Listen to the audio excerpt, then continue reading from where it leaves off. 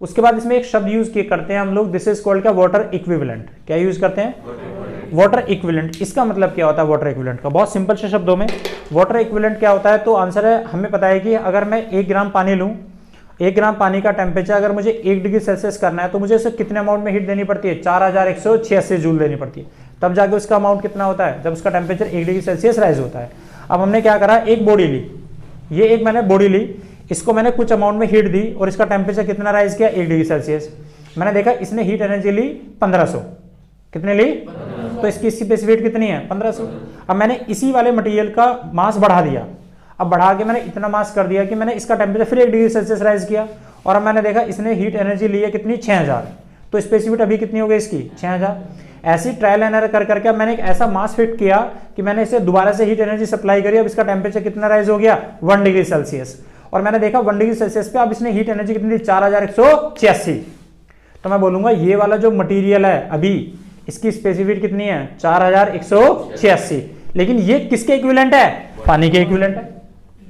This is called क्या, water equivalent. इसका मतलब the same amount of heat energy is store या given by a body to rise its temperature बाय 1 degree Celsius as the water rise.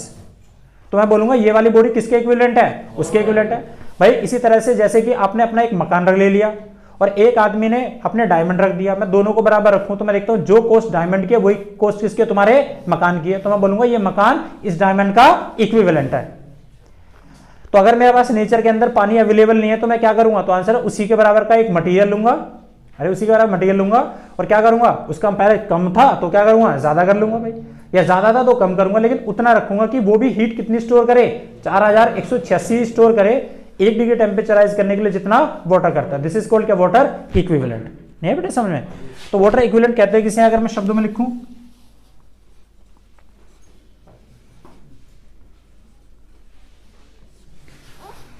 बात समझ आई, the same amount of heat is store by the given body to raise its temperature बाय 1 degree Celsius as the water takes. तो पानी को जो heat लेनी पड़ती है 1 डिग्री टेम्परेचराइज करने के लिए कितना लेता है, 4186, उतनी हीट क्या ले रही है, दूसरी बॉडी ले रही है। तो ये हीट जो वो बॉडी ने अभी स्टोर करा वो किसके इक्विवेलेंट है, पानी के, उसे क्या कहते हैं, वाटर इक्विवेलेंट कहते हैं। देखना जरा इधर देखो जरा, तो जो पानी लेता है वो कितनी लेता है बेटे, तो डेल्टा क्यू, अरे पानी की स्पेसिफिक हीट ही तो है, तो पानी की जो स्पेसिफिक हीट है दिस इज सी, और वो कितनी है, 4186।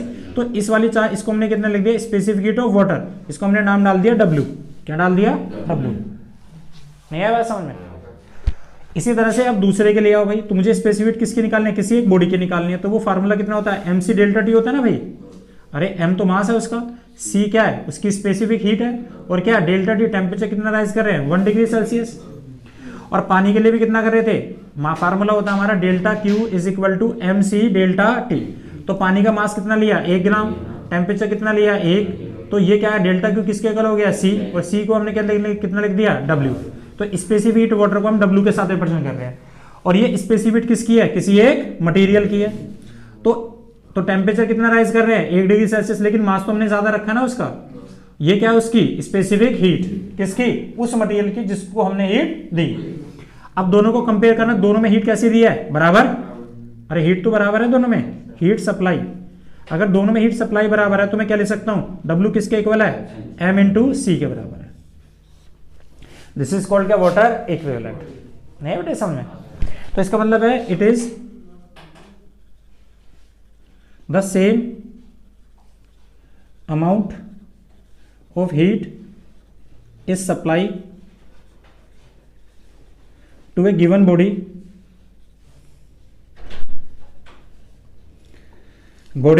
at the same rate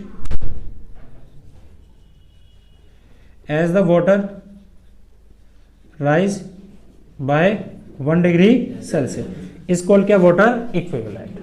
नहीं है समझ में, क्लियर इतनी बात, ठीक है बेटे, फिर मिलेंगे नेक्स्ट क्लास में। Thank you very much.